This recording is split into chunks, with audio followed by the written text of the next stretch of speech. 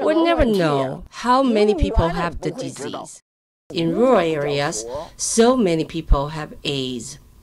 I need to work for other people who are the most disadvantaged people in society. I retired in the 1990s as a gynecologist, and I started to get involved in some social work, promoting awareness about sexual harassment and also how women should take care of themselves, especially in regard to their health. On April 7, 1996, I was asked to examine a woman in the hospital who had had surgery and a blood transfusion. She had a kind of tumor I did not recognize. So I asked the hospital to examine and verify whether this might be some kind of HIV/AIDS virus. The hospital said that that's not possible because only foreigners would have this problem. It was indeed HIV. I couldn't believe she had AIDS because she seemed to be a very proper woman. She could not have afforded to use drugs.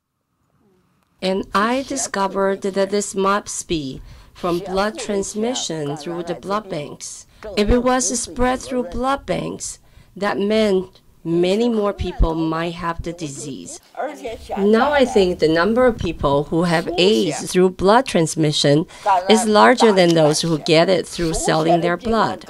This spread of disease is on a much larger scale, not just in Henan, but throughout China.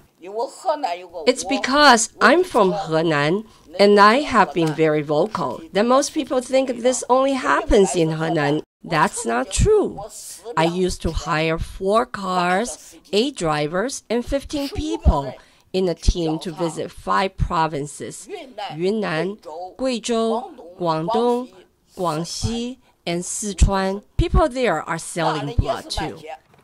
I'm actually very pessimistic about the way the government deals with this challenge because they are not addressing the root cause, which is really the blood problem.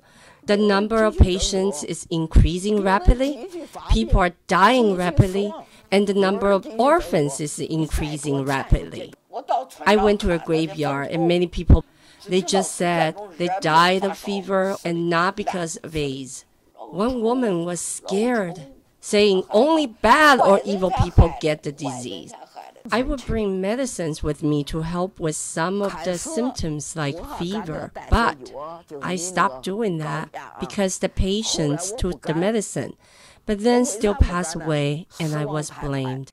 So I started bringing instant noodles or flour to the villages to the patients. Unfortunately, some were still afraid of even eating and saying, I have AIDS. Let me give you an example. I saw a woman in front of a house near a temple, and she just lay there sick and weak.